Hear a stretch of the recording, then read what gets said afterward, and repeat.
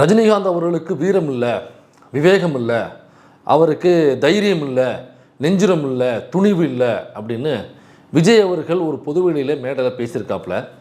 எந்த விஜய் பேசியிருக்காப்புல அப்படின்னா, 41 பேர் கரூரில் சாக விட்டுட்டு ஏர்போர்ட்டில் மைக்கை நிட்டும் பொழுது மைக்கை பார்த்து தெரித்து ஓடிய அந்த விஜய், தன்னுடைய ரசிகர்கள்ட்டிருந்தே தன்னை காப்பாற்றிக் கொள்வதற்காக புறவாசல் வழியாக எகிரி குதித்து ஓடிய அந்த விஜய், ரஜினிகாந்த் அவர்களுக்கு வீரமில்லை, தெம்பு இல்லை, திராணி இல்லை, துணிவில்லை அப்படின்னு பேசியிருக்காப்புல. ரஜினிகாந்த் அவர்களை மட்டும் இல்லை, அஜித் அவர்களையும் சேர்ந்து நோட்டி விட்டுருக்காப்புல. அதனால் யாருக்கு வீரம் இருக்கு இல்லை, அஜித்தை பற்றி விஜய் கூறியது என்ன, ரஜினிகாந்த் அவர்களை பற்றி விஜய் கூறியது என்ன அப்படிங்கிறது தான் இந்த வீடியோவில் நம்ம பார்க்க போகிறோம்.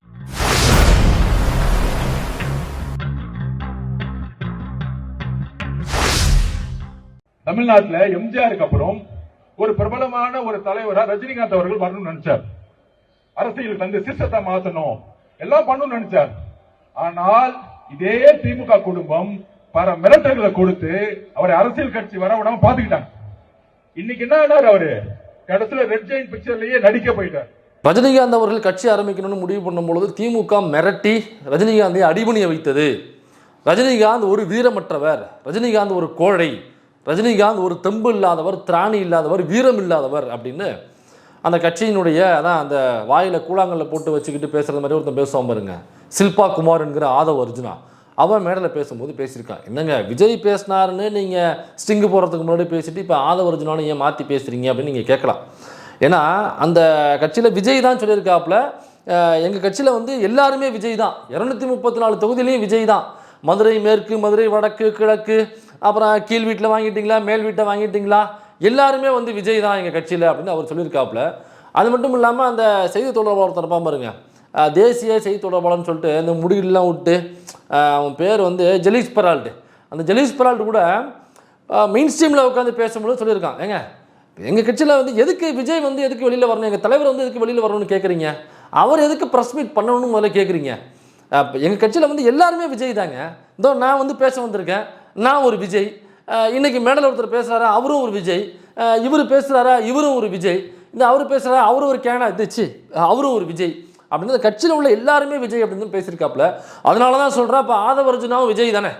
இப்போ ஆதவ் அர்ஜுனா பேசினாக்கா அந்த ஆதவ் அர்ஜுனா பேசினாங்கன்னு செய்தி சேனல்கள் செய்தி விட போடாது. நீங்கள் என்னவாக செய்தியை போடணும்னா விஜய் பேசினார் அப்படின்னு தான் நீங்கள் செய்திகளை போடணும். அதே மாதிரி ஃபெலிக்ஸ் ஜெரால்டு எங்கேயாவது பேசுகிறான் அப்படின்னாக்கா ஃபெலிக்ஸ் ஜெரால்டு பேசினார்னு போடக்கூடாது, விஜய் பேசினார் அப்படின்னு தான் தகவலை போடணும். அப்போ ரஜினி அவர்களுக்கு வீரம் கிடையாது, விவேகம் கிடையாது, தெம்பு கிடையாது, திராணி கிடையாது, துணிவு கிடையாது அப்படின்னு பேசுனது ஆதவ் அர்ஜுனா இல்லை, அப்படி பேசுறது விஜய் அவர்கள். ஒருவேளை விஜய்க்கு இந்த ஸ்டேட்மெண்ட்டில் உடன்பாடு இல்லாமல் இருந்தாக்க இந்நேரம் வந்து மறுத்திருப்பாப்புல. ஏன்னா ஒரு கட்சி தலைவர், கட்சி நிர்வாகிகள் யார் யார் என்னென்ன பேசுகிறாங்கன்னு கூர்ந்து கவனிச்சுட்டு இருப்பாப்புல. சரியாக பேசினா பாராட்டுவார், தவறாக பேசினா கண்டிப்பார், அல்லது இப்படி பேசாதீங்கன்னு சொல்லுவார். அதுவும் கட்சியில் உள்ள முக்கிய பொறுப்பாளர்கள் பேசினா பொதுவெளியில் அதை கண்டிக்கணும், அப்போ தான் அது மக்கள்கிட்ட போய் சேரும். திமுகவில் அப்படி தான் பண்ணுவாங்க, யாராவது சரியாக பேசுகிறனாங்க பொதுவெளியில் கண்டிப்பாங்க, சில பேர் மேலே ஆக்ஷன் எடுப்பாங்க. அப்போ ஆதவ் அர்ஜுனா பேசுறது சரியில்லை, விஜய்க்கு உடன்பாடு இல்லைனாக்கா இந்நேரம் வந்து விஜய் அவர்கள் கண்டிச்சிருக்கணும் அல்லது தண்டிச்சிருக்கணும். ரெண்டுமே செய்யலைனாக்கா அப்போ ஆதவ் அர்ஜுனா பேசின ஸ்டேட்மெண்ட்டில் விஜய்க்கு முழு உடன்பாடு. அதனால தான் சொல்கிறேன், இந்த ஸ்டேட்மெண்ட்டை விஜய் அவர்கள் பேசியிருக்கிறார் அப்படின்னு தான் நம்ம எடுத்துக்கணும். அப்போ இதே மாதிரி கொஞ்சம் நாளைக்கு முன்னாடி இவர் பேசினாப்புல, நம்ம தேசிய ஊடக இந்த செய்தி ஊடக செயலாளராக ஏதோ ஒருத்தர் இருப்பான் பாருங்க, அந்த ஃபெலிக்ஸ் ஜெரால்டு, அவன் ஒரு தாவேக்கா மேடையில் பேசும்பொழுது அஜித் அவர்களை கிண்டல் கேலி செய்வது போன்று ஒரு ஸ்பீச் பேசியிருக்காப்புல. அது என்ன அப்படிங்கிறது நீங்களே கேளுங்க. ஆனா பல நடிகர்கள், உச்சம் தொட்ட நடிகர்கள் என்ன பண்றாங்க, அவங்களுடைய வாழ்க்கையை வெளிநாட்டுல போய் செட்டில் ஆயிராங்க, கார் ரேஸ்க்கு போறாங்க. ஆனா நமது தலைவர் என்ன முடிவெடுத்தார், இத்தனை ஆண்டுகள் என்னை உச்சத்திற்கு அழைத்து சென்ற இந்த மக்களுக்காக நான் என் எஞ்சியுள்ள வாழ்நாளை திருப்பி தருகிறேன். இப்போ போகிற போக்கில் அஜித் அவர்களை லைட்டாக ஒரு கிண்டு விட்டு போயிருக்காங்க. அதாவது அஜித் ஃபேன்ஸை கோவப்படுத்துறது மாதிரியும் அஜித் அவர்களை கிண்டல் கேலி செய்வது போன்றும். அது எல்லா நடிகர்களும் சம்பாரிச்சிட்டாக்கா வெளிநாட்டில் போய் வீடுகள் வாங்குறது, அங்கே செட்டில் ஆகிறது. சில நடிகர்கள் பாருங்கள் ரேஸ் ஓட்டிக்கிட்டு அப்படி தெரியுறாங்க அப்படின்னாக்கா அப்போ அஜித் அவர்களை தானே சொல்ல வர்றாப்புல. நடிகர்கள்லேயே பெரும்பாலும் தெரியப்பட்ட அறியப்பட்ட ஒரு ரேஸ் ஓட்டுகிற நபர் அப்படின்னாக்கா அது அஜித்குமார் அவர்கள் மட்டும்தான். அப்போ விஜயுடைய மேடையில் நின்றுக்கிட்டு நீ அஜித்குமாரை கிண்டல் கேலி பண்ணுறனாக்கா அப்போ அதுக்கு என்ன அர்த்தம், அப்போ அஜித்குமாரோட ரசிகர்கள் நீ சீண்டி பார்க்குற, அஜித்குமாரை நீ சீண்டி பார்க்குற. இப்போ ஒரு கட்சி நடத்துகிறாங்க அப்படின்னாக்கா எந்த நடிகரையும் அவங்க பகைச்சிக்க மாட்டாங்க. ஒருவேளை ஒரு நடிகர் ஒரு கட்சி ஆரம்பித்து அந்த கட்சி தன்னுடைய கட்சிக்கு எதிராக நிற்குது, தன்னுடைய கூட்டணிக்குள்ளே வரல, அல்லது ஆப்போசிட் கூட்டணிக்கு ஆதரவு தெரிவிக்குது, அல்லது தன்னுடைய வெற்றியை தடுக்கும் வகையில் சில வேளைகளில் அந்த கட்சி பார்க்குது அந்த நடிகரை வச்சுக்கிட்டு, அப்படிங்கிற பட்சத்தில் மட்டும்தான் அந்த குறிப்பிட்ட நடிகருக்கு எதிராக இங்கே சில நடிகர்களை இறக்கி விடுவாங்க. அந்த நடிகருக்கு எதிராக இந்த நடிகரை வச்சு பேச வைப்பாங்க. நீங்கள் போன தடவை அதை பார்த்துருக்கலாம். விஜயகாந்த் அவர்களுக்கு எதிராக அண்ணன் வடிவேலு அவர்கள் பேசினதாக இருக்கட்டும். அப்புறம் அண்ணன் வடிவேலு அவர்களை வருத்தம் தெரிவிச்சாருங்கிறது வேற விஷயம். அண்ணன் வடிவேலு அவர்களுக்கு எதிராக திரும்ப என்ன பண்ணாங்கனாக்கா, இவர் இருக்கார் பாருங்க, அவருடைய நண்பர் ஒருத்தர் இருப்பார், அண்ணன் ஒருத்தர் கூட நடிப்பார், அப்படின்னு நடிப்பார் பார்த்தீங்களா, அவர் பேர் தெரியும், ஞாபகத்து வர மாட்டேங்குது. அவரை வந்து ஆப்போசிட்டில் ஏடிஎம்கேல அவரை பேச வச்சாங்க. இப்படியாக இங்கே ஒரு நடிகராக இருந்தாங்க, அங்கே ஒரு நடிகராக இருக்காங்களே தவிர, இப்போ அந்த நடிகர் எந்த கட்சி பேதமற்ற ஒரு நடிகர் அப்படின்னாக்கா அவரை தொந்தரவே பண்ண மாட்டாங்க. இப்போ கட்சி பேதம் இல்லாமல் ஒரு நடிகர் இருக்கார், அவர் எந்த விதத்துலையும் யாரையும் தொந்தரவு பண்ணுறதில்ல அரசியல்வாதிகள் அப்படின்னாக்கா, குறிப்பிட்ட அரசியல் கட்சியோ குறிப்பிட்ட அரசியல் தலைவரோ அந்த நடிகரை தொந்தரவே பண்ண மாட்டாங்க, அவங்க வழியில் விட்டுருவாங்க. அப்படி எனக்கு அப்படி இருந்தால் தான் அந்த ரசிகர்களுடைய ஃபாலோவர்ஸாக இருக்கக்கூடியவங்க, அந்த ரசிகர்களுடைய அந்த நடிகருடைய ரசிகராக இருக்கக்கூடியவங்க தனக்கு ஓட்டு போடுவாங்க அப்படின்னு நம்பி அவங்க ஒருவேளை அந்த நடிகருக்கு ஆதரவாக வேணால் புகழ்ந்து வேணால் பேசுவாங்க, ஏன்னா ஓட்டு வேணும்ல. அப்படி பார்க்கும்பொழுது விஜய் என்பவர் தற்பொழுது நடிகர் மட்டுமல்ல, அவர் கட்சியினுடைய தலைவர். அப்போ எல்லா நடிகர்களுடைய வாக்குகளையும் பெற்றால்தான் விஜய் அவர்கள் வெற்றி பெற முடியும். அப்போ அஜித் எந்த கட்சிக்காவது ஆதரவு தெரிவிச்சிருக்கிறாரா? வரலாறுல இது வரைக்கும் எடுத்து பார்த்தோம்னாக்கா எந்த கட்சிக்கும் இது வரைக்கும் ஒரு ஆதரவு தெரிவிச்சதே கிடையாது. தான் இந்த கட்சி சார்ந்தவன் என்று கூட எந்த இடத்துலையும் வெளிப்படையாக சொன்னதே கிடையாது. அல்லது குறிப்பால் இந்த கலரை போட்டு வந்துட்டாரு, அந்த கலர் ஷூவை போட்டு வந்துட்டாரு, இந்த கலர் சைக்கிள் ஓட்டு போனாருன்னு கூட இந்த கட்சிக்கு ஆதரவு, இந்த கட்சிக்கு எதிர்ப்பு என்பதை எங்கேயும் குறியீடாக கூட சொன்னது கிடையாது. அஜித் என்ன பண்ணுவாப்புல, எலெக்ஷன் அன்றைக்கி வருவாப்புல, எங்கேயோ நம்ம பார்ப்போம், நியூஸில் பார்ப்போம், அவருக்கு உட்பட்ட அந்த பூத்தில் போய் இதை கார்டை வச்சு நிற்பாப்புல, ஐடி கார்டை வச்சு நிற்பாப்புல, அங்கே போய் வரிசையில் நின்று ஓட்டு போட்டு தான் வருவாப்புல தவிர, நடிகர் அப்படிங்கிறதுனால நான் நடிகர் இந்தாங்க இதை வச்சு எனக்கு ஓட்டு போகிறதுக்கு டக்குன்னு உள்ளே விடுங்க அப்படின்னா நிற்க போக மாட்டாப்புல. அங்கே க்யூவில் நின்று வரிசையாக போய் ஓட்டு போட்டு தான் வருவாப்புல. அதை மட்டும் தான் பார்ப்போமே தவிர இந்த கட்சிக்கு ஓட்டு போடுங்கன்னு குறிப்பாலும் சொல்ல மாட்டார், இந்த கட்சிக்கு ஓட்டு போடாதீங்கன்னு தன்னோட ரசிகர்களுக்கு சொல்ல மாட்டார். எனக்கு அவருக்கு பின்னாடி மிகப்பெரிய ஒரு ரசிகர் பட்டாளம் இருக்குது. விஜய்க்கு இருக்கிற ரசிகர் பட்டாளத்தை விட தாண்டி அதிகமாக அஜித் அவர்களுக்கு இருக்கிற ரசிகர் பட்டாளம் அதிகம். அது மட்டும் இல்லை, விஜயுடைய ரசிகர்களை விட அஜித் ரசிகர்கள் ரொம்ப ஹார்ட்கோர் ஃபேன்ஸு. அந்த கடவுளே அஜித்துங்கிற டேர்ம்லாம் அவங்க கொண்டு வந்த டேர்ம் தான். எனக்கு தெரியும், நம்ம பார்த்துருப்போம்ல, விஜய் ரசிகரை விட அஜித் ரசிகர்கள் பயங்கர கோவக்காரங்களாக இருப்பாங்க, பயங்கர ஹார்ட்கோராக இருப்பாங்க, அஜித்தின் மேலே அவ்வளோ பற்றாக இருப்பாங்க. அஜித் ஒரு வார்த்தை சொன்னாக்கா அப்படியே நடக்கக்கூடிய ரசிகராக இருப்பாங்க.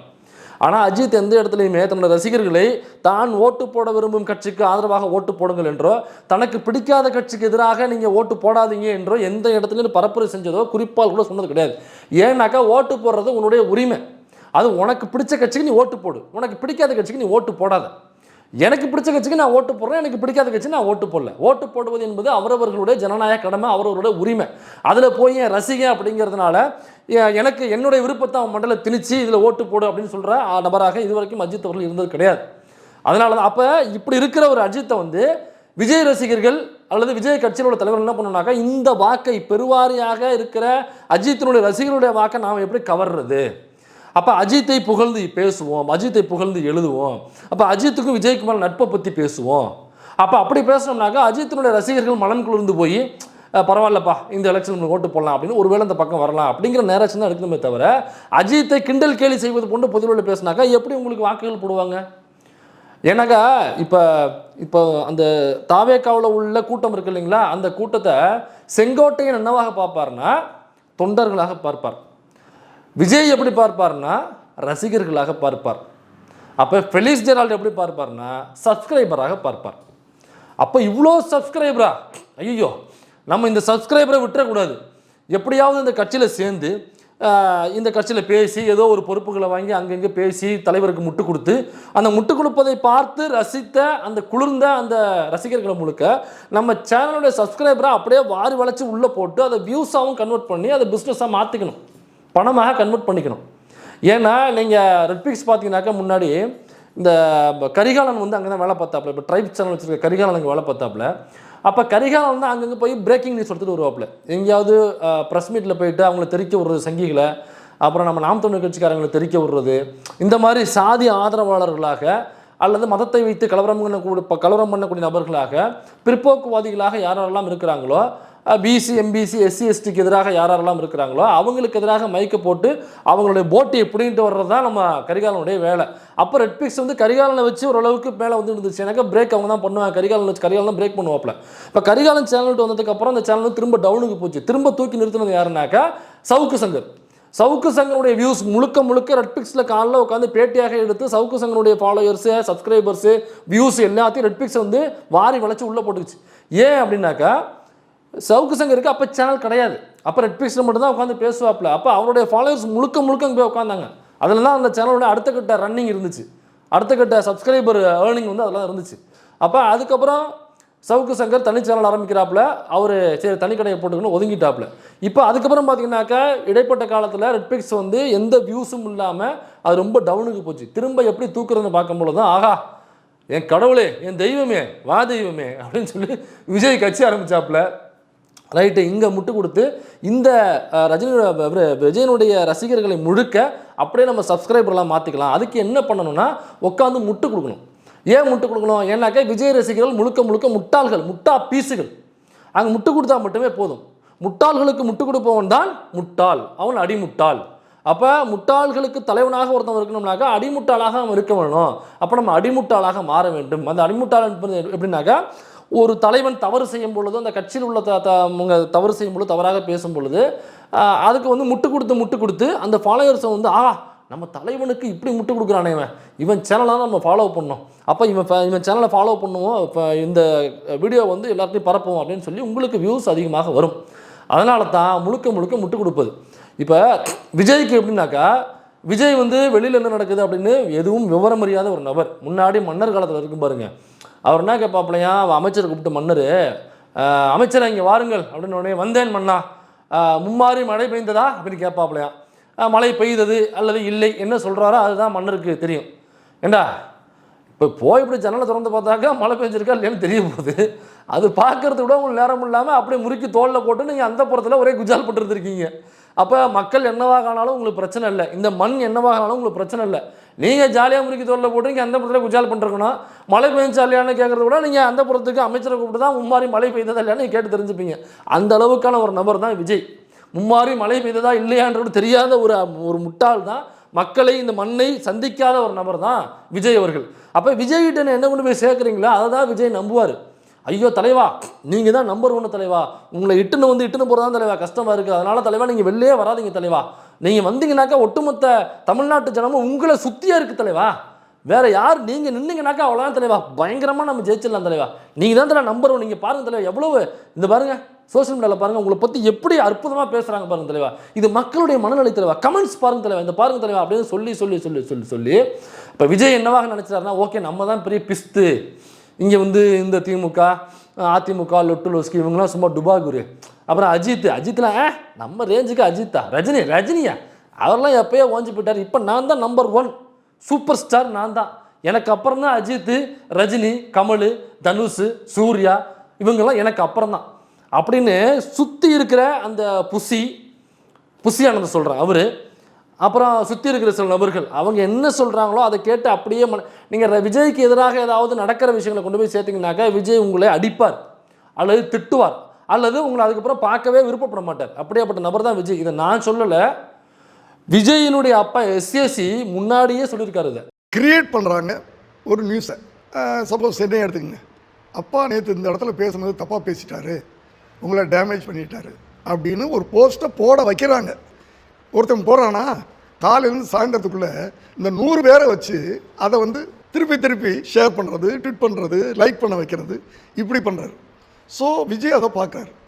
ஒரு பொய் 10 தடவை சொன்னாவே உண்மையாயிடும், 50 தடவை சொல்கிறானுங்க, 100 தடவை சொல்கிறானுங்க ஒருத்தன். ஸோ அங்கே ஒரு பொய் உண்மையாக்க போய்க்கிறார். அப்போ இதை பக்காவாக தெரிந்து கொண்ட நமது ஜெலிக்ஸ் பெரால்ட் அவர்கள் அந்த பக்கா மாசை எப்படி கரெக்ட் பண்ணுறது, அப்போ அவரை பற்றி புகழ்ந்து மட்டுமே பேசிட்டு இருக்கணும், மற்றவர்களை இகழ்ந்து பேசணும். அப்போ அவர் என்ன பேசினாலுமே அதுக்கு முட்டு கொடுக்கணும்.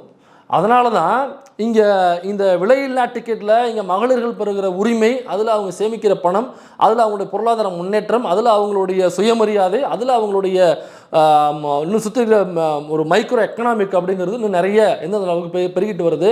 இதில் அவங்களுடைய சுயமரியாதை வாழ்க்கைங்கிறது எவ்வளோ உள்ளே அடங்கியிருக்கு அப்படின்னு பல பேரும் பேசும் பொழுது இந்த இவன் இருக்கான் பாருங்க, நம்ம ஜெலிக்ஸ் பெரால்ட்னா அவனுடைய பொண்ணு அறிவு செல்வி இருக்குது பாருங்கள், இந்த 2 பேரும் உட்காந்துக்கிட்டு இதில் போகிற பெண்களுக்கு பாலியல் தொந்தரவு நடக்குதான், இதில் போகிற பெண்களுக்கு பாதுகாப்பே இல்லையா, அப்புறம் இதெல்லாம் ஒரு திட்டமா அப்படின்னு சொல்லி ரொம்ப ஏளனம் பண்ணி ரொம்ப தான் அந்த பணக்கார திமிரு, பணக்கார கொழுப்புன்னு சொல்லுவாங்கல்ல, அந்த பணக்கார கொழுப்போட இவனும் பொண்ணும் உட்காந்து பேசுகிற வீடியோ வந்துச்சு. அதே மாதிரி இப்போ பிறக்கிற குழந்தைகளுக்கு அந்த பரிசு பெட்டகம்னு ஒன்று தருவாங்க. அதில் எல்லாமே இருக்கும். அந்த குழந்தைகளுக்கு தேவையான, பிறந்த குழந்தைகளுக்கு குழந்தைக்கு தேவையான எல்லாமே அந்த பரிசு பெட்டகத்தில் வச்சு ஒரு பேக்கோட கொடுப்பாங்க. எனக்கு குழந்தை பிறக்கும் பொழுது எனக்கும் கொடுத்தாங்க. அது இன்னமும் கொடுத்துட்டு தான் இருக்காங்க. அது ஆனால் இந்த 2 முண்டை கலப்பைகளும் உட்காந்து என்ன பேசுன்னா, அப்படி ஒரு சிஸ்டமே இங்கே இல்லை. ஃபாரின்லாம் குழந்தை பிறந்தோடனே பரிசு பெட்டகம்னு ஒன்று, அது இங்கிலீஷில் சொல்லுது, அது கொடுப்பாங்க. அதில் அந்த குழந்தைகளுக்கு தேவையான எல்லாமே இருக்கும். ஆனால் இங்கெல்லாம் அப்படி இல்லவே இல்லை டேடி அப்படிங்குது. இது என்ன பண்ணணும்னாக்கா, நேராக வீட்டை தந்தோம்னாக்கா நேராக ஸ்டுடியோ தந்தோம்னாக்கா நேராக எங்கேயாவது பியூட்டி பார்லருக்கு போகலாம். மேபி பியூட்டி பார்லருக்கு போகலாம், கிண்டல் சொல்கிறேன்னு நினச்சி வராங்க, சண்டைக்கு வராங்க என்கிட்ட. அந்த பெண்ணினுடைய ரூட்டு இவ்வளோ தான் இருக்குது. அப்புறம் அங்கேருந்து பார்த்தோம்னாக்கா திரும்ப வீடு அல்லது வேறு எங்கேயாவது கூட போகலாம். அதை தாண்டி இது ஒரு பஸ்ஸில் ட்ராவல் பண்ணியோ அல்லது ட்ரெயினில் பப்ளிக் டிரான்ஸ்போர்ட்டில் ட்ராவல் பண்ணியோ ஒரு ஷேர் ஆட்டோவில் ட்ராவல் பண்ணியோ அல்லது இந்த பொதுமக்கள் சாதாரண விளிம்பு நிலை மக்கள் வாழக்கூடிய ஏரியாவுக்கு போயிட்டு அந்த மக்கள்கிட்ட உரையாடி இந்த திட்டங்கள் என்னவாக பிரதிபலிச்சிருக்கு, அவங்களுடைய வாழ்க்கையில் என்ன முன்னேற்றம் தெரிஞ்சிருக்கு அப்படின்னோ எந்த இடத்துல அந்த பொண்ணு போய் கேட்டிருக்குமா? அல்லது இவங்க அப்பா இருக்கானே அந்த முண்டை கலப்பை முடிய மட்டுமே வளர்ச்சிருக்காங்க, அவன் போய் எங்கேயாவது கேட்டிருப்பானா? அப்போ இதெல்லாம் இது என்னன்னாக்கா முழுக்க முட்டு கொடுக்கணும் அவருக்கு. இந்த வீடியோக்கெல்லாம் அவருக்கு போகும், அவர் மனம் குளிர்ந்து போவார். அது மட்டும் இல்லை, இவ்வளவு சப்ஸ்கிரைபர் நம்ம உள்ள இழுக்கணும்னாக்கா இந்த அளவுக்கு மூளையை கிளட்டி வச்சுக்கிட்டு முட்டாள்தனமாக முட்டுனா மட்டும்தான் இந்த முட்டாள் கூட்டத்தை நம்ம உள்ளதுக்கு போட முடியும் அப்படிங்கிற ஒரே காரணத்துக்காக தான்.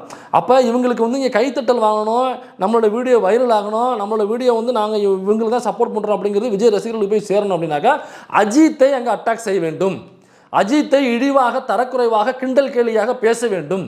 அப்படி பேசணும்னாக்கா இந்த கூட்டம் கைத்தட்டும், நம்மளை ரசிக்கும், நம்மளோட வீடியோஸ் அப்போ தான் சப்ஸ்கிரைப் பண்ணுவாங்க, அப்போ தான் நம்ம வீடியோஸை ஷேர் பண்ணுவாங்க, அப்போ தான் அது நமக்கு பணமாக மாறும் அப்படிங்கிற காரணத்தை. ஏண்டா உன்னுடைய சுயநலத்துக்காக அஜித்க்கு ஒரு நடிகரை வந்து அவர்கிட்டேருந்து ஓட்டை வாங்கினா தான் நீங்கள் ஜெயிக்க முடியும் ராஜா. அவர்கிட்டது மட்டும் இல்லை, இவங்க தமிழ்நாட்டில் உள்ள ஒட்டுமொத்த பெரும்பான்மை மக்களுடைய ஓட்டை வாங்கினா தான் ஜெயிக்க முடியும். அப்போ அஜித்து மேலே ஒரு அதில் அஜித்துடைய ஃபாலோவர்ஸும் இருக்காங்க. நீ அஜித்தை மேடலை கிண்டல் கேலி பண்ணி பேசுனாக்கா அவருடைய ஃபாலோவர்ஸ், அவரோட ரசிகர்கள் உனக்கு எப்படி ஓட்டு போடுவாங்க? இப்போ அஜித் ஏதாவது தவறு செஞ்சுருக்கிறாரு, தவறாக பேசிட்டாரு, அதை விமர்சனம் பண்ணுறோன்னாக்கா அது வேறு. அதை புரிஞ்சக்கூடிய தன்மை அவங்ககிட்ட இருக்குது, அஜித் ரசிகர்கள்ட்ட. ஆனால் ஒன்றுமே செய்யாத போது எனக்கு அஜித்தை வந்து தன்னோட ரசிகர்களை எங்கேயுமே வந்து பாலாபிஷேகம் பண்ணுங்க அப்படின்னும், அல்லது வந்து என் கூடவே நான் போகும்போது பைக்கில் என் கூடவே வாங்க, என் வண்டிக்குள்ளே விழுந்து சாகுங்க, அல்லது கூட்டம் போடும்பொழுது வாங்க, தண்ணி இல்லாமல் செத்து தொலைங்க, அப்படி செத்ததுக்கு அப்புறமும் அதை பொறுப்பேற்காமல் நான் வந்து தெரிச்சு ஓடுவேன் அப்படின்னு எங்கேயாவது அஜித் பேசியிருக்கிறாரா? அந்த மாதிரி செயல்களில் அஜித் எங்கேயாவது செஞ்சுருக்கிறாரா? அஜித் எங்கேயாவது வெளில போகும்போது ரசிகர்கள் வந்தாங்கன்னாக்கா அவர் செய்கிற செய்கைகள் என்ன தெரியுமா அப்படின்னு செய்வார். என்னன்னாக்கா, தம்பி கூட்டம் போடாத நகரு, இது வந்து பப்ளிக் பிளேஸு, பப்ளிக்கு நம்ம தொந்தரவு கொடுக்கக்கூடாது. இதை வெளியில் டயலாகாகவும் பேசியிருக்காப்புல. எங்கேயாவது போகும்போது படத்தை பாருங்கள், ரசிங்க, நீங்கள் வெளியில் என்னை கொண்டாடுறேன் அப்படிங்கிற பேரில் பொதுமக்களுக்கு தொந்தரவுகளை செய்யாதீர்கள். இந்த மாதிரி சத்தம் போடுறது, விசில் அடிக்கிறது, அப்புறம் இந்த கூடவே 10-20 பேர் வர்றது, தயவு செஞ்சு இதெல்லாம் பண்ணி எனக்கு தொந்தரவு கொடுக்காதீங்க, பொதுமக்களுக்கும் தொந்தரவு கொடுக்காதீங்க, உங்களுக்கும் தொந்தரவுகளை உண்டு பண்ணிக்காதீங்க. நீங்கள் போங்க, படிங்க, வேலையை பாருங்கள், படம் வருதா போய் பாருங்கள், என்ஜாய் பண்ணுங்கள். அதை விட்டுட்டு என்னையை ப்ரமோட் பண்ணுறேன் அல்லது என்னைய தலைவனை தூக்கி கொண்டாடுறேன் அப்படிங்கிற பேரில் யாருக்கும் தொந்தரவுகளை செய்யாதீங்க அப்படின்னு தான் அஜித் பல இடங்களில் பேசியிருக்காரு. அவர் செஞ்ச ரியாக்ஷன்ஸ்லாம் நான் பேசும்பொழுதே உங்களுக்கு வந்திருக்கும், பாக்ஸ்லையோ இல்லை ஃபுல் ஸ்க்ரீன்லையோ கொஞ்சம் போட்டு காமிச்சிருப்பாங்க. இதைத்தான் அஜித் செஞ்சு தன்னுடைய ரசிகர்களை வந்து அவர் ஒரு மாதிரி ஆற்றுப்படுத்தி, அமைதிப்படுத்தி, அவங்கள வழிப்படுத்தி, நெறிமுறைப்படுத்துகிறாரே தவிர, நீ என் படத்துக்கு வந்து பாலாபிஷேகம் பண்ணு, ரோகிணி தேட்டரோட சீட்டை உடச்சி போடு, அல்லது வந்து நீ எங்கேயாவது பாலாபிஷேகம் பண்ணும்போது கீழே ஒன்று செத்துப்போ அப்படின்னு ஒரு இடத்துல கூட அஜித் சொன்னது கிடையாது. அப்படியாப்பட்ட அஜித் எங்கேயாவது விஜய்க்கு எதிராக பேசியிருக்காரா? அஜித் இப்போ விஜய் கட்சி ஆரம்பிச்சிட்டாப்புல. சினிமாவை பொறுத்த வரைக்கும் விஜய் அஜித் ரெண்டு ஆப்போசிட்டு. அப்போ விஜய் கட்சி ஆரம்பிச்சிட்டாருனாக்கா அஜித் ஏதோ ஒரு ஸ்டேட்மெண்ட் சொல்லி விஜய் அட்டாக் பண்ணியிருக்கணும்ல, அல்லது அவருக்கு போகக்கூடிய வாக்குகளை தன்னோட இன்ஃப்ளூயன்ஸ் யூஸ் பண்ணி போக விடாமல் தடுத்துருக்கணும்ல. எங்கேயாவது செஞ்சுருக்காரா? அப்புறம் எங்கேயுமே செய்யாத, விஜயை டச் கூட பண்ணாத அஜித்தை எதற்குன்னு மேலே பேசணும். அப்போ இப்படி பேசினா அஜித்தோட ரசிகர்களுடைய வாக்கு எப்படி விஜய்க்கு வரும்? விஜய் அப்புறம் எப்படி ஜெயிப்பாப்புல? அடுத்தது அந்த வளர்ந்து கேட்ட சில்பா குமார் இருக்கான் பாருங்க, அவன் ரஜினியை பேசுனதை தாண்டி கமலஹாசன் அவர்களையும் பேசியிருக்கான். இப்போ கமலஹாசன் அவர்களை பேசியிருக்கான்னாக்கா அது புரிஞ்சுக்கணும், முதல்ல அவன் என்ன பேசியிருக்காங்கிறத பார்த்துருங்க. இன்க்ளூடிங் அண்ணன் கமலஹாசன் அண்ணன் கட்சி ஆரம்பிச்சு டிவிலாம் உடைச்சாரு, ஆனால் அவராலே முடியல. கமலஹாசன் அவர்களை பற்றி சில்பா குமார் மேடையில் பேசுகிறான்னாக்கா ஓகே, அதில் ஒரு லாஜிக் இருக்குது, அதை புரிஞ்சுக்க முடியுது. ஏன் அப்படின்னாக்கா, கமலஹாசன் ஒரு கட்சி வச்சிருக்காரு, அப்போ தாவேக்கா எதிர்க்கக்கூடிய திமுகவோடைய கூட்டணியும் வச்சிருக்காரு அப்படின்னாக்கா அவரை எதிர்க்கணும் அப்படிங்கிறது லாஜிக். அது சரியோ தவறோ அது அப்பாற்பட்ட விஷயம், அது லாஜிக், பொலிட்டிக்கலாக அது லாஜிக். அதனால் கமலஹாசன் அவர்களை ஒரு அட்டாக் பண்ணி பேசுகிறாப்புல, அதில் ஒரு லாஜிக் இருக்குது, அதை புரிஞ்சுக்க முடியுது. ஆனால் கட்சியே ஆரம்பிக்காத அஜித் அவர்களை, யாருக்குமே ஆதரவு தெரிவிக்காத அஜித் அவர்களை எதுக்கு நீங்கள் அட்டாக் பண்ணுறீங்க? அப்புறம் இன்னொரு பக்கம் பார்த்தீங்கன்னாக்க இதே சில்பா குமார் அதே மேடையில், சில்பா குமாரில் விஜய் தான் சொல்லணும், விஜய் அதே மேடையில் ரஜினிகாந்த் அவர்களை அட்டாக் பண்ணி பேசியிருக்காப்ல. ரஜினிகாந்த் கட்சி ஆரம்பிக்கும் பொழுது திமுக அவரை மிரட்டுனுச்சு. அந்த மிரட்டலுக்கு அடிபணிந்த ரஜினிகாந்த் அவர்கள் கட்சி ஆரம்பிக்கல. ரஜினியிடம் இல்லாத அந்த துணிவு நம் தலைவரிடம் இருக்கிறது அப்படின்னு விஜய் அவர்கள் பேசியிருக்காப்புல. அதாவது ரஜினிகாந்த் அவர்கள் பயந்தாங்கொழி, அவர் வந்து ஒரு கோழை, அவர் வந்து ஒரு தொடை நடுங்கி, அவர் வந்து ஒரு துணிவில்லாதவர், ஒரு வீரம் இல்லாதவர், நெஞ்சுரம் இல்லாதவர், அவர் வந்து முழுகெலும்பு இல்லாத ஒரு எடப்பாடி மாதிரியான ஒரு புழு. இதுக்கெல்லாம் இதெல்லாம் அர்த்தம். நான் எதுவும் இது இல்லாத அர்த்தத்தை சொல்லலை. இப்போ அவர் சொல்கிறதுக்கு அர்த்தம்னா நம்ம இவ்வளோ பேசலாம். இவ்வளவோ அதுக்குள்ளே இருக்குல்ல. இப்போ ஏன் ரஜினிகாந்த் அவர்கள் அட்டாக் பண்ணணும்? ரஜினிகாந்த் சரி உண்மையிலே என்ன நடந்துச்சு அப்படின்னாக்கா, ரஜினிகாந்த் அவர்கள் கட்சி ஆரம்பிக்கிறேன்னு சொன்னாப்ல, சொல்லி 2-3 மீட்டிங் வேறு போட்டாப்ல. போட்டதுக்கப்புறம் பத்திரிகையாளர்களை தனிப்பட்ட முறையில் கூப்பிட்டு சந்திச்சாப்ல. அப்போ சந்திக்கும் பொழுது பத்திரிகையாளர் கொடுத்த தகவல்களை அவர் உள்வாங்கிக்கிட்டாப்ல. அப்புறம் இன்ஃப்ளூயன்சர்ஸ் அவரையும் கூப்பிட்டு கேட்குறாப்ல. அப்போ இன்ஃப்ளூயன்சர்ஸ் கூப்பிட்டு கேட்கும் பொழுது இன்ஃப்ளூயன்சர்ஸ் சொன்ன தகவலையும் உள்ள வாங்கிக்கிறாப்ல. எல்லார்கிட்டையுமே கூப்பிட்டு பேசியிருக்காப்ல அவர். அப்போ எல்லா தகவலையும் உள்வாங்கியிருக்காப்ல. அப்புறம் பொலிட்டிக்கலாக இயங்குகிற நபர்கள் அவங்களையும் கூப்பிட்டு கேட்டிருக்காப்ல. இப்போ தமிழர் மணியன் மாதிரியான ஒரு பொலிட்டிக்கல் அனாலிசிஸர், எனக்காக தமிழர் மணியன்லாம் எந்த கட்சிக்கு போகிறாப்புல குழி தோண்டி போட்டு புதைச்சி விட்டு தான் மறுவலை பார்ப்பாப்புல. அப்படியாப்பட்ட ஒரு தமிழர் மணியனை கூப்பிட்டு என்ன ஆரம்பிக்கலாமா வேண்டாமா அப்படின்னு தமிழர் மணியன் நீங்கள் ஆரம்பிங்க சார், நீங்கள் ஆரம்பிக்காமல் யார் சார் ஆரம்பிக்கிறது, நீங்கள் ஆரம்பிச்சா சார் தமிழ்நாடு கரெக்டாக இருக்கும், நீங்கள் ஆரம்பிச்சினாக்கா கண்டிப்பாக நீங்கள் ஜெயிச்சே ஆவீங்க அப்படின்னு சொன்னதுக்கு அப்புறம் தான் ஓகே ஆரம்பிக்காதீங்க இழுத்து முடிதுங்க. ஏன்னாக்கா தமிழர் மணியன் ஆரம்பிக்க சொல்கிறாப்புல, நமக்கு ஆதரவு தர வேற சொல்கிறாப்புல, அதனால் இது வேலைக்காக வந்து இழுத்து போட்டு மூடிடுங்க. அப்புறம் மூடினதுக்கு அப்புறம் இந்த சந்திரமுகியில் எல்லாத்தையும் கடைசியில் ஒரு கேணியில் கொட்டிட்டு இழுத்து போட்டு மூடி அதை லாக் பண்ணுவாங்கல்ல, அந்த மாதிரி அதிலே படையப்பாலே செய்வாங்கன்னு நினைக்கிறேன். அந்த மாதிரி அந்த கட்சி ஆரம்பிக்கிறதுக்கு வச்ச டாக்குமெண்ட் எல்லாத்தையும் எடுத்து போட்டு கீழே கொட்டி அதை ப்ராப்பராக மூடி அந்த சாவியை தூக்கி விட்டேஞ்சிருங்க. யாருக்கெல்லாம் படக்கூடாது, குறிப்பாக ஐயா தமிழர் மணியன் கண்ணில் படவே கூடாது அப்படின்னு சொல்லி தான் கட்சி ஆரம்பிக்கிற ஐடியாவை ஐயா விட்டாப்புல. அதை தாண்டி திமுக மிரட்டினதுனால விட்டாப்புல அப்படிங்கிறதுலாம் ராஜா, நீ ரஜினிகாந்த் அவர்களை நானுமே ரஜினிகாந்த் அவர்களுக்கு எதிராக வீடியோ போட்டிருக்கேன், கட்சி ஆரம்பிக்க போகிறேன் அப்படின்னு பில்டப் கொடுக்கும் பொழுது நானுமே எதிராக வீடியோ போட்டிருக்கேன். ஏன்னாக்கா நீங்களுமே பார்த்துக்கலாம் அதில். ஏன்னாக்கா அந்த முடிவு தவறான முடிவு அப்படிங்கிறதுனால தான் இப்போ கிண்டல் கேள்வி செஞ்சு வீடியோ போட்டோம். அந்த முடிவு சரியினாக்கா நம்ம ஆதரிச்சுட்டு போக போகிறோம். இதில் நமக்கு என்ன வந்துருச்சு, லாபமா நட்டமா, நமக்கு எதுவும் கிடையாது. அப்போ அவர் தவறான முடிவு எடுக்கிறார் அப்படிங்கிறது அப்போ லேட்டாக அவரே புரிஞ்சுக்கிட்டு தான் ஐயோ ஓகே தமிழர் மணியன் வந்துட்டாரு, அப்போ டோட்டல் க்ளோஸ் பண்ணிட்டு தான் அப்படின்ட்டு அவரே தூக்கி க்ளோஸ் பண்ணிட்டாப்புல. அப்போ என்னன்னாக்கா இப்போ ரஜினிகாந்த் நடிகர் அப்படிங்கிறத தாண்டி அவரை முன்னாடி இப்போ வீடியோ கூட பயங்கர வைரல் ஆயிடுச்சு. என்னென்னா ஜெயலலிதா அவர்கள் மிரட்டினாங்களா அப்படின்னாக்கா மிரட்டினாங்க. ரஜினிகாந்த் அவர்கள் மிரட்டினார்கள். மிரட்டியது திமுக கிடையாது, மிரட்டியது 2 பேர்.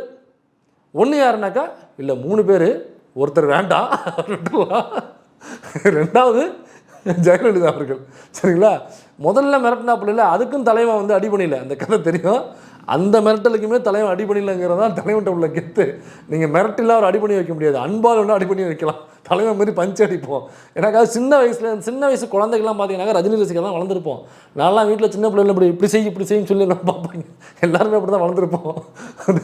தலைவன் வந்து என்றைக்குமே அதிரடிக்கு அடிபணிய மாட்டார், அன்புக்கு மட்டும் தான் தலைவன் அடிபணிவாப்பில். அதனால் 2வது மிரட்டினது யாருனாக்கா ஜெயலலிதா அவர்கள். அவங்க போயஸ் கடலில் தான் ஜெயலலிதா விடும் இருக்குது, ரஜினிகாந்த் அவருடைய விடும் இருக்குது. அப்போ இந்த அம்மா தெரியுமே, அதாவது திடீர்னு மண்டை சூடாகிடும் ஏதாவது பண்ணிருமில்ல, அப்படி என்ன பண்ணுச்சுன்னா அந்த போயஸ் கடன்னாக்கா அந்த அந்த அந்த ஏரியா பேர் போயஸ் கடன் இல்லை, போயஸ் கடனாலே அது ஏதோ ஜெயலலிதா அவங்களுடைய இடத்துக்கு பேர் போயஸ் கடன் நினச்சிட்டு இருக்காங்க. அப்படி கிடையாது, அந்த ஏரியா அந்த தெரு பேர் வந்து போயஸ் கடன். ஸோ அதில் வந்து ஜெயலலிதா வீடு, ரஜினிகாந்தை வீடு, இன்னும் இதே மாதிரி பல பேருடைய வீடு அங்கே இருக்குது. அது ஒரு பார்ஷான ஏரியா, நீங்கள் காசு வச்சுருந்தா அங்கே இடம் வாங்க முடியும், எனக்கு அங்கே ரேட்டு கூட.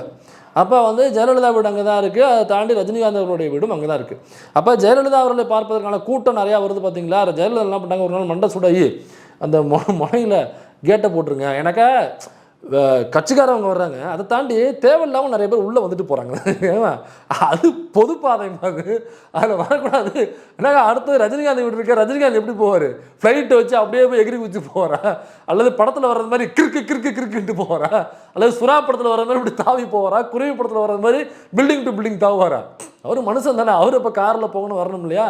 இந்த மாதிரி என்ன பண்ணுச்சுனாக்கா அந்த தெரு முனையில் அந்த மெயின் ரோடு இருக்கும், அங்கேயே ஒரு செக் போஸ்ட்டு போட்டு அங்கே கார்டுக்கு போலீஸ் போட்டுருச்சு, யாரையும் உள்ளே விடக்கூடாது.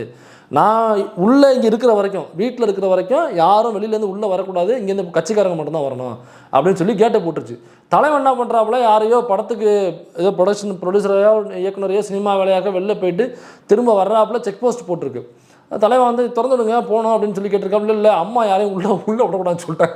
ஏங்க என் வீடு அங்கே இருக்குங்க, என் பொண்டாட்டி புள்ள குட்டிகள்லாம் அங்கே தான் இருக்குது, வரக்கூடாதாங்க நான் எப்படி போகிறது? இல்லை மெட்ரோ ட்ரெயின் வந்து போட்டிருக்கீங்களா, இங்கே இறங்கி நிறைய வீட்டில் போய் இறங்குறதுக்கு காசு கொடுத்து வீடு வாங்கியிருக்கீங்க, உள்ளே விட மாட்டேன்னு சொன்னால் பெரிய தகராறாக இருக்குது.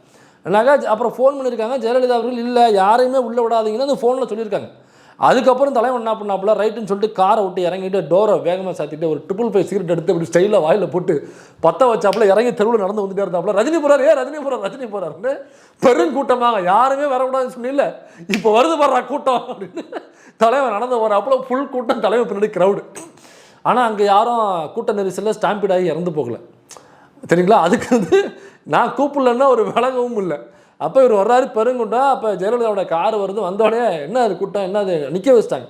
நாங்கள் இல்லைங்க ரஜினி நடந்து வந்துட்டு இருக்காப்புல, பின்னாடி பெருங்கூட்டமாக வந்துட்டு இருக்கு, நான் தான் யாரையும் உள்ளே விடணும்னு சொல்கிறேன், நான் யாரையும் உள்ளே விடலைங்க, அவ்வளோ பெரிய கூட்டம் அவர் நடந்து வந்துருச்சுங்க அப்படின்னு. அப்புறம் திரும்ப ஜெயலலிதாவோட வண்டி நிற்கிது, இவர் தலைவர் தம் அடிச்சு ஃபுல் ஊற்றி போயிட்டா இருக்காப்புல. இந்த சம்பவத்தை லூசிஃபயர்னு நினைக்கிறேன் ஒரு படம், அந்த படத்தில் வந்து இந்த காட்சியாக வச்சுருந்தாங்க, மோகன்லால் நடிச்சிருப்பார்னு நினைக்கிறேன் அதில், அந்த சீனில். அதை வந்து எக்ஸாக்டாக அதை கேள்வி கேட்டாங்க. இந்த பரத்வாஜ்னு சொல்லிட்டு ஒருத்தர் இருக்கார்ல, அவர்கிட்ட பேட்டி கொடுக்கும்பொழுது அவர் இந்த கேள்வியை கொஸ்டின் பண்ணார். ஆமாம், இந்த சம்பவத்தை இன்ஸ்பயராக வச்சு தான் அதே சம்பவத்தை நான் ரீக்ரியேட் பண்ணேன் அப்படின்னு அந்த டேரக்டர் சொல்லியிருந்தார். ஸோ இந்த சம்பவம் இதே மாதிரி ஜெயலலிதா அவர்களால் பல முறை ரஜினிகாந்த் அவர்கள் மிரட்டப்பட்டிருக்கிறார். அதுக்கப்புறம் ராமதாஸ் அவர்களால் மிரட்டப்பட்டிருக்கிறார். பாபா படம் வந்தப்போ அவருடைய பொட்டிலாம் தூட்டி போட்டாங்க, அப்பவும் மிரட்டப்பட்டிருக்கிறார். இதே மாதிரி ஜெயலலிதா அவர்களால் மிரட்டப்பட்டிருக்காரு, ஜெயலலிதா பேருன்னு சொல்ல மாட்டேன். ராமதாஸ் அவர்களால் மிரட்டப்பட்டிருக்காரு, ராமதாஸ் பேரும் சொல்ல மாட்டேன்.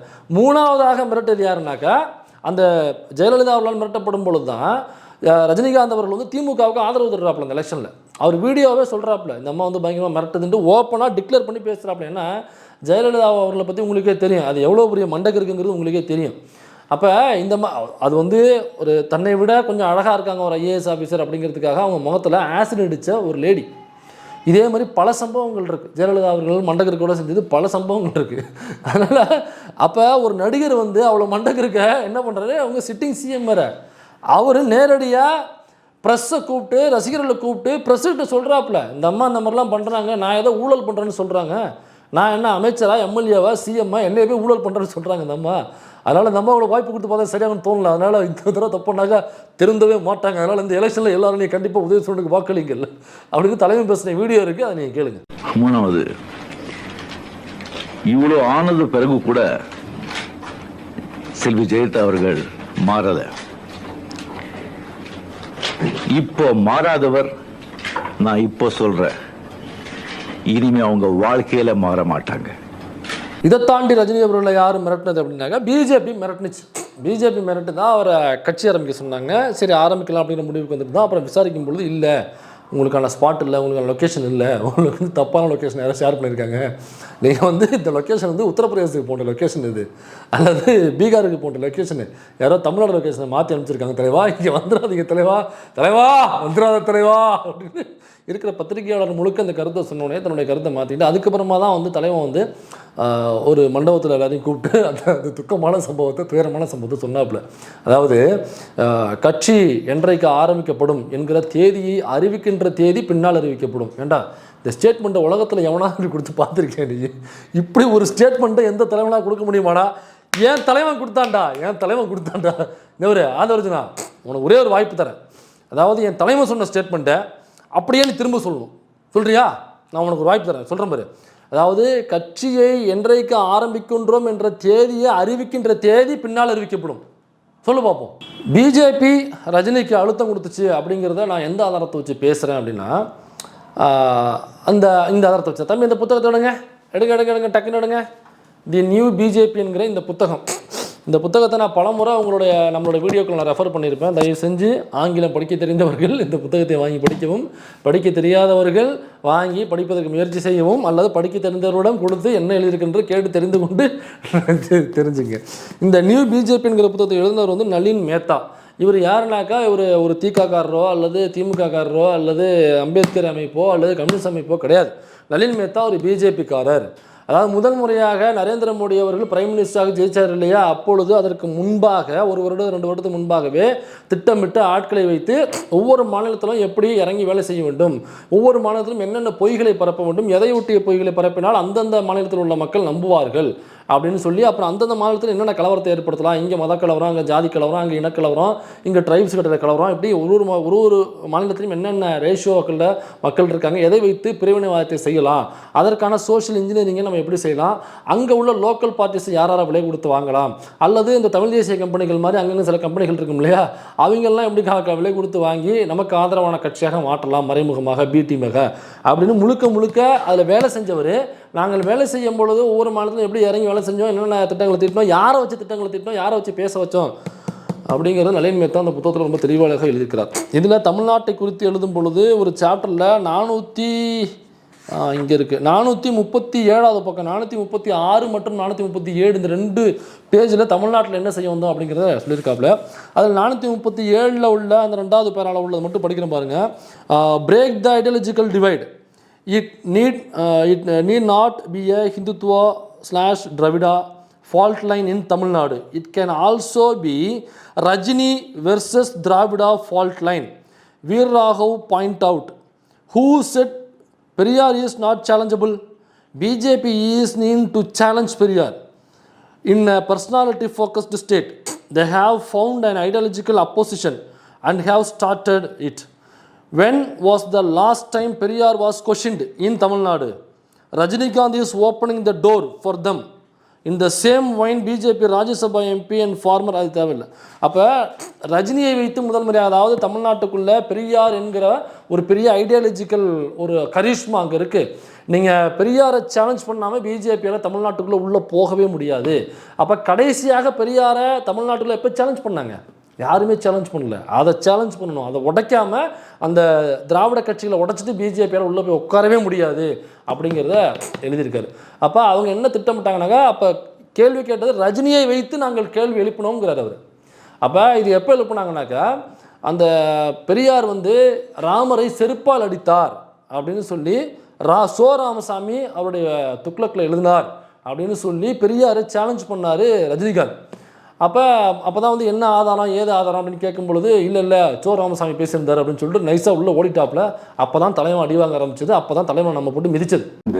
பெரியார் அவர்கள் ஸ்ரீராமச்சந்திரமூர்த்தி சிலை அது உடை இல்லாமல் சிறப்பு மாலை போட்டு ஒரு ஊழலும் போனாங்க. அது வேறு பத்திரிகைகள் யாருமே அச்சடிக்கிறேன். நான் இல்லாத ஒன்று சொல்லியிருக்கேன்னு சொல்லி சர்ச்சை ஆகிட்டு இருக்கு. நான் இல்லாத ஒன்று சொல்லலை. நான் கேள்விப்பட்டது இந்த மாதிரி மேகசின் எழுத நான் சொல்லியிருக்கேன். அப்போ பெரியாரே அப்போ யார் மிரட்டிருக்காங்கனாக்கா இதை எழுதியிருக்காங்களே இல்லை, ரஜினியை வைத்து நாங்கள் பேச வைத்தோம்னு எழுதியிருக்காரு. அப்போ பேச வைத்தோம்னாக்கா தமிழ்நாட்டுக்குள்ளே பெரியாரை பித்து பேச முடியாது. அவர் ஐடியாலஜிக்கல் கரிஷ்மா, அது ஒரு ஐடியாலஜிக்கல் ஒரு ராக்கு, அது நெருங்க முடியாது அப்படிங்கிறது ரஜினிகாந்துக்கு தெரியும். அப்புறம் ஏன் அதையும் தாண்டி பேசினார்னாக்கா மிரட்டப்பட்டிருக்கிறார். அதனால தான் ரஜினிகாந்த் இப்படி பேச வைக்கப்பட்டிருக்கிறார். அப்போ பேசியுமே பயன்படலை அப்படிங்கிற போல தான் ரஜினிகாந்தை வச்சு சில மூவ்கள் பண்ணி அந்த தூத்துக்குடியில் துப்பாக்கி சூடு நடத்தும் பொழுது அங்கே போயிட்டு வரும்பொழுது அந்த சமூக விரோதிகள் உள்ளே பூந்தாங்க. அவங்க தான் அந்த வேலைகளை பார்த்தாங்க அப்படின்னு சொன்னாங்க. அதுலேயும் பாருங்கள், ரஜினிகாந்த் எவ்வளோ பெரிய உச்சமான நடிகர். அவர் அங்கே அடிப்பட்டவங்கள இறந்தவங்களை பார்க்க போகிறாரு அந்த ஹாஸ்பிட்டலுக்குள்ளே. நீ யாருன்னு சொல்லி ஒருத்தர் கேட்டாருங்க. ஓ நீ யார், நீ எதுக்கு இங்கே பார்க்க வந்த அப்படின்னு கேட்டு பெரிய இஷ்யூ ஆச்சு. ஏன்னா இது தமிழ்நாடு, இங்கே கேட்பாங்க.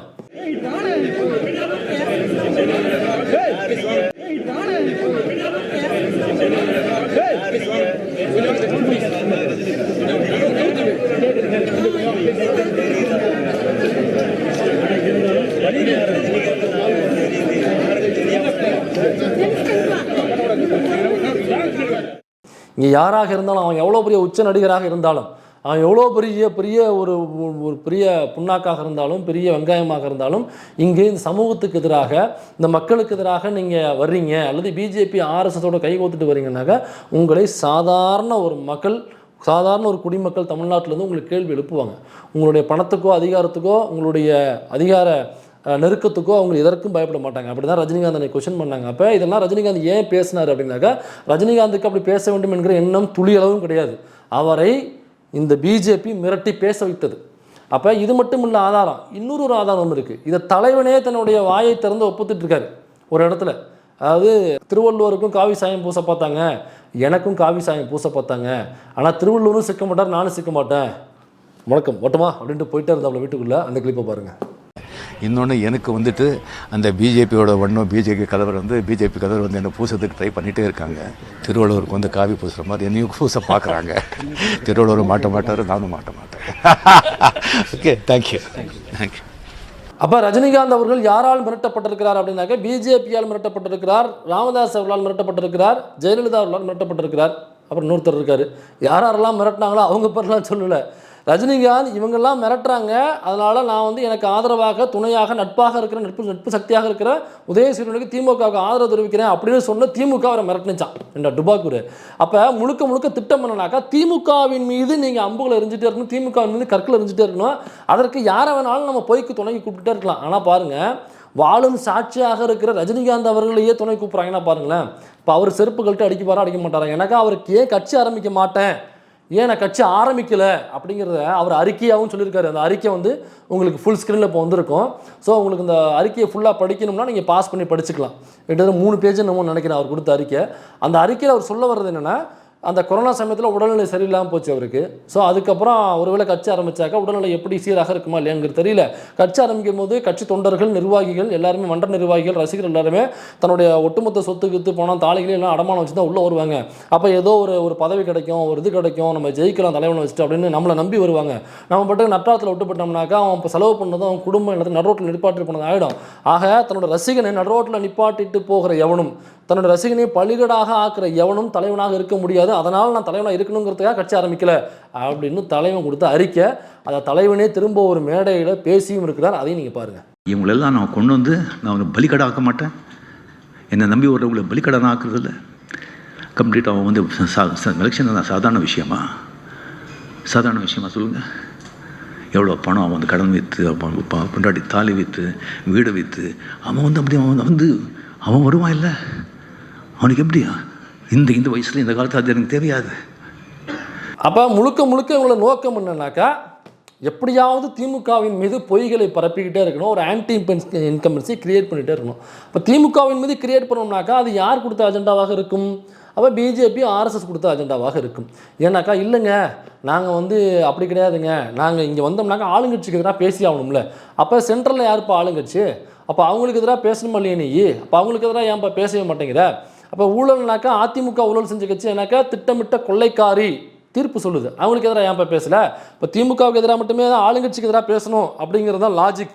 அப்படின்னா இப்போ பாண்டிச்சேரியில் ஆளுங்கட்சி திமுகவாக இருக்குது, பாண்டிச்சேரியில் ஆளுங்கட்சி என்ஆர் காங்கிரஸ். அப்போ அங்கே போனாலும் என்ஆர் காங்கிரஸுக்கு எதிராக நீ பேசணும், இல்லைனாக்கா அங்கேயும் போட்டுட்டு போகிறேன். அப்போ என்ஆர் காங்கிரஸுக்கு எதிராக பேசாமல் அங்கேயும் போய் ஏன் திமுக எதிராக பேசுகிற? அப்போ உன்னோட நோக்கம் என்னன்னாக்கா ரொம்ப கிளியர் கட்டாக தெரிகிறது.